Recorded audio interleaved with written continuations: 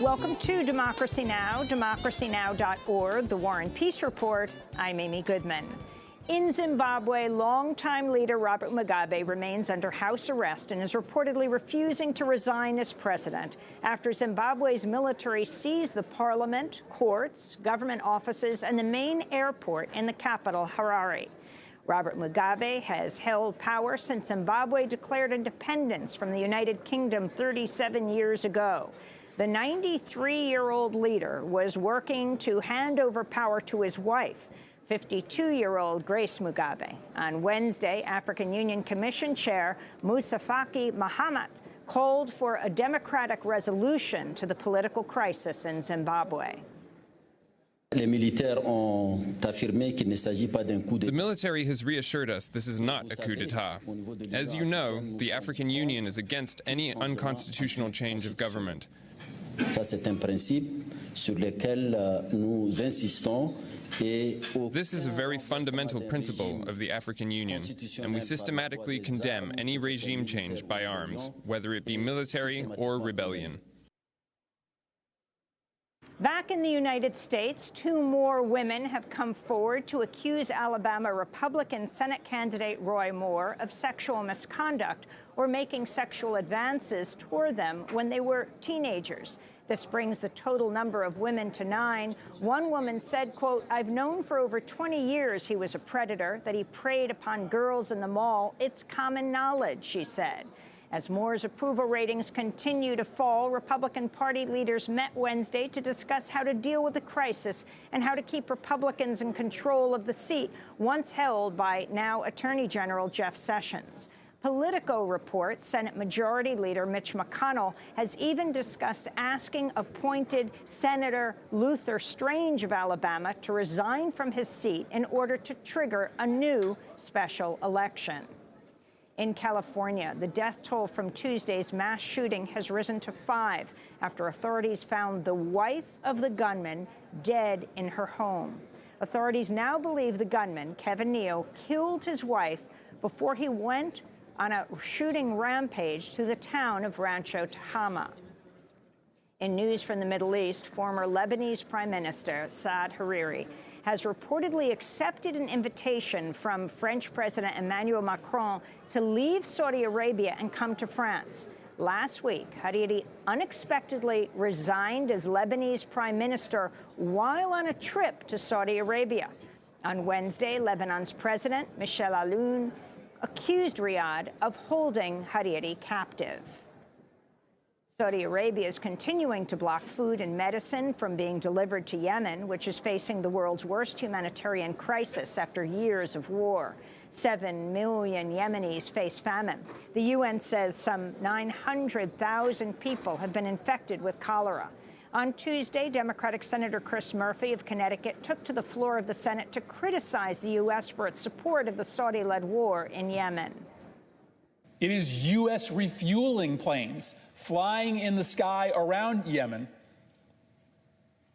that restock the Saudi fighter jets with fuel, allowing them to drop more ordnance. It is U.S.-made and transferred ordnance that is carried on these planes and are dropped on civilian and infrastructure targets inside Yemen. The United States is part of this coalition. The bombing campaign that has caused the cholera outbreak could not happen without us. In other news from Capitol Hill, the House has passed a $700 billion military budget, by far the largest military budget in the world. According to the National Priorities Project, U.S. military expenditures are roughly the size of the world's next 7 largest military budgets combined. Meanwhile, a new study has found the amount spent by the U.S. on wars since the September 11th attacks in 2001 will top more than $5.6 trillion by the end of the fiscal year. According to the Brown University-based Costs of War project, the average U.S. taxpayer has spent over $23,000 to pay for the U.S. wars in Iraq, Afghanistan, Syria, Pakistan, and other countries. In news from Capitol Hill, 5 Democratic lawmakers have introduced new articles of impeachment against President Trump. Congressman Steve Cohen of Tennessee is spearheading the effort. We believe that President Trump has violated the Constitution, and we've introduced 5 articles of impeachment. The first is obstruction of justice, which deals with Mr. Comey's firing. The second is a violation of the Constitution's Foreign Emolument Clause, which deals with monies he's taken from foreign powers without the consent of Congress. The third is a violation of the Domestic Emoluments Clause, which deals with monies he's made from the United States and as personal businesses beyond that of his salary, which is also forbidden by our Constitution. The fourth is undermining our federal judiciary, and the fifth is undermining freedom of the press. In Washington, D.C., jury selection has begun in the first trial of the nearly 200 people arrested during President Trump's inauguration. Some of the defendants are facing up to 75 years in prison. The first trial involves 6 people, including one journalist, Alexei Wood, a freelance photojournalist and videographer based in San Antonio, Texas. The American Civil Liberties Union has warned the trials will have a chilling effect on future protesters who will be scared to use their First Amendment rights. The Senate has confirmed a former top coal executive to head the Mine Health and Safety Administration, known as MSHA. David Zavala faced criticism from Democrats because of his former company, Rhino Resources, had a record of repeatedly violating mine safety laws. In 2011, the company was fined $44,000 after one of its miners was killed in West Virginia. In media news, the billionaire right-wing Koch brothers may soon become major stakeholders in Time and People magazines. The Kochs have reportedly offered to invest $500 million in Meredith Corporation, which is trying to buy the magazines. Meredith is the publisher of Family Circle and Better Homes and Gardens. In other media news, the lower chamber of Russia's parliament has approved legislation to require foreign journalists to register as foreign agents and declare details about their funding and finances. Amnesty International described the vote as a serious blow to press freedom in Russia.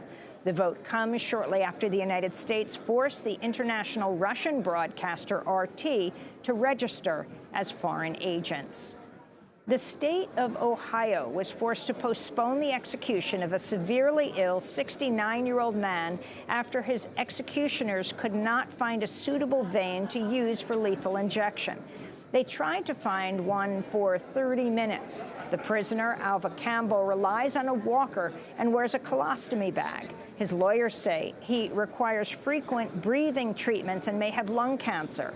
The state of Ohio attempted to carry out the execution even though doctors had failed to find veins in either of Campbell's arms suitable for inserting an IV during a recent exam. An undocumented human rights activist has taken sanctuary inside a New Orleans church in an attempt to avoid deportation back to El Salvador. Jose Torres is the father of 2 U.S.-born daughters, both of whom are chronically ill. Torres came to New Orleans shortly after Hurricane Katrina and helped rebuild the city. According to the Congress of Day Laborers, Torres is the first immigrant to seek sanctuary in a church in the Deep South since the election of President Trump. The Trump administration will allow American trophy hunters to import the bodies of elephants they kill in Zimbabwe and Zambia, reversing a ban put in place by President Obama. The Interior Department's rule change comes even though African elephants are listed as threatened under the Endangered Species Act. The policy could affect President Trump's 2 adult sons, Eric and Donald Jr., who are longtime trophy hunters who've repeatedly posed for photos with dead animals they killed in Africa. A 2012 picture of Donald Trump Jr. in Zimbabwe shows him standing in front of the corpse of an African elephant, holding a knife in one hand and a severed tail in the other. And the longtime Philadelphia-based civil rights activist and professor John Raines has died at the age of 84. In 1971, he and a group of other activists broke into an FBI office in Media, Pennsylvania. They stole every document they found and then leaked many to the press, including details about FBI abuses and the then-secret counterintelligence program known as COINTELPRO to infiltrate, monitor, and disrupt social and political movements. The burglars' identities remained a secret until 2014, when Rains, his wife Bonnie, and others came forward to take credit for the action. He spoke to Democracy Now! In 2014. The problem was J. Edgar Hoover was untouchable. He was a national icon. I mean, he had presidents who were afraid of him. The people that we had elected to oversee J. Edgar Hoover's FBI were either enamored of him or terrified of him. Nobody was holding him accountable. And that meant that somebody had to get objective evidence of what his FBI was doing. And that led us to the idea that Bill Avedon suggested to us. Let's break into an FBI office, get their files, and get what they're doing in their own handwriting.